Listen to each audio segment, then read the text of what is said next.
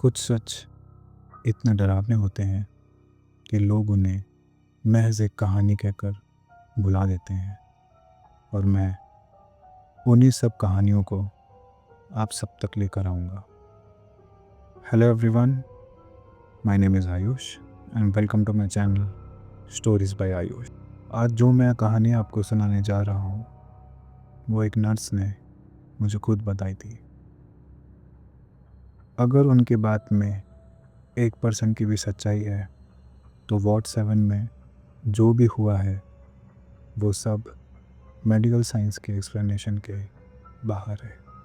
मुंबई के एक बहुत बड़ी प्राइवेट हॉस्पिटल का आईसीयू विंग बहुत बिजी रहता है, पर उसका लास्ट सेक्शन वार्ड 7 उसकी एक अलग ही कहानी है।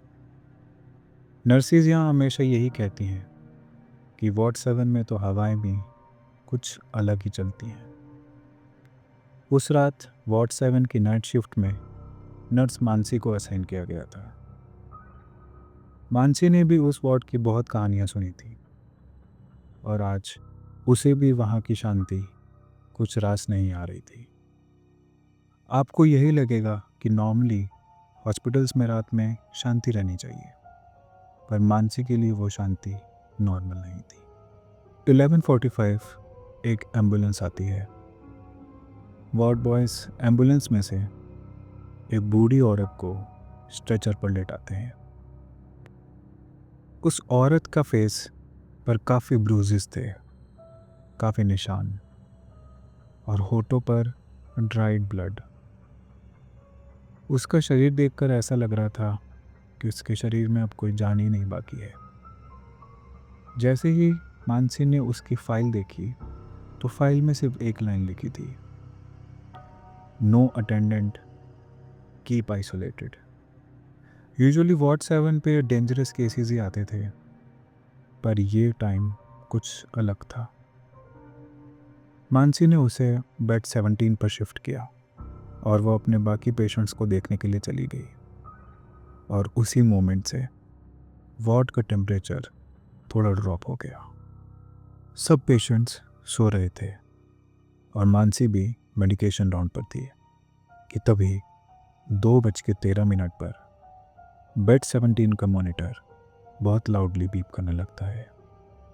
मानसी भागकर पेशेंट को चेक करने जाती है तो देखती है कि पेशेंट एकदम नॉर्मल है। उसकी पल्स और उसकी हार्ट बीट एकदम परफेक्ट। वो वाइटल्स चेक करती है तो देखती है कि वाइटल्स भी एकदम स्टेबल है।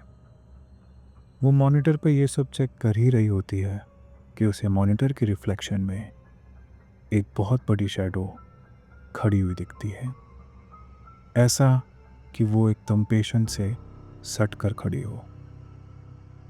मानसी बहुत घबरा जाती है, पर वो अपनी पूरी हिम्मत जुटाकर पीछे मुड़कर देखती है, और जैसे ही वो पीछे मुड़ती है, पीछे कोई नहीं होता है। मानसी रात भर बहुत परेशान रहती है। उसे लगता है कि जो भी उसने महसूस किया, जो भी उसने देखा, क्या वो सच था या सिर्फ उसका एक भ्रम। सुबह अपनी शिफ्ट कंप्लीट करके वो सीसीटीवी रूम में जाके वार्ड 7 की कल रात की सारी फुटेज देखना शुरू करती है। एग्जैक्टली 2:13 पे बेड 17 पर वो एक नर्स को देखती है। Same place, same corner, same time. वो नर्स एक ओल्ड स्टाइल यूनिफॉर्म पहने होती है। उसके हाथ में एक चार्ट था और उसका आईडी टैग क्लियरली विजिबल था। आईडी टैग में लिखा था S Kaur, staff nurse. Mansi बहुत डर जाती है क्योंकि ये नाम उसने पहले भी सुना हुआ था। मानसी को अब बहुत पैनिक फील होने लगता है और वो उस नाम को ढूंढने के लिए रिकॉर्ड रूम में जाती है। रिकॉर्ड रूम में बहुत सी फाइल्स ढूंढने के बाद उसे एक फ़ाइल मिलती है जो आधी जली हुई थी और उसके बहुत से पेजेस मिसिंग थे। वो फाइल थी वार्ड 7 फायर इंसिडेंट 2019 रिपोर्ट। उस रिपोर्ट में क्लियरली मेंशन था कि एस कौर उस रात वार्ड 7 में मौजूद थी। फायर इंसिडेंट के दौरान वो बेड नंबर 17 के एक पेशेंट को सेव करने गई थी और वहीं फंस गई और वहाँ उनकी मौत हो गई। मानसी ये सब किसी से भी शेयर नहीं करती है। उसे अभी भी ऐसा ही लगता है कि शायद ये सब महज एक कोइंसिडेंस था, पर कोइंसिडेंस इतना बड़ा था कि उस रात को भी मानसी ही वार्ड 7 के लिए असाइन हो जाती है। आज मानसी मेंटली प्रिपेयर्ड थी। उसने ये भी सोचा था कि वो जो भी उधर आज होगा उस सब को सीक्रेटली रिकॉर्ड करेगी, और वो अपने डेस्क के लिए एक सीक्रेट कैमरा भी लेके जाती है। 2:10 पर वार्ड में एक अजीब सी शांति हो जाती है। 1 मिनट बाद सारे एसी बंद हो जाते हैं। 2:12 पर सारी लाइट्स फ्लिकर होना शुरू हो जाती हैं कि तभी कॉरिडोर से किसी के चलने की आवाज़ आती है। वो फुटस्टेप्स एकदम स्टेडी और स्लो थे, जैसे कोई नर्स चल कर आ रही हो। ये सुनकर मानसी बहुत डर जाती है और उसकी हार्ट बीट्स बहुत फास्ट हो जाती है, पर वो फिर भी धीरे से अपनी आंखों को खोलकर ये सब देखना चाहती है।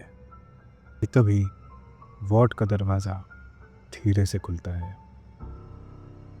वहाँ से एक नर्स, जिसका चेहरा आधा जला हुआ है, आंखें आधी गायब हैं और एक ओल्ड यूनिफॉर्म पहनकर अजीब तरीके से चलती हुई आती है।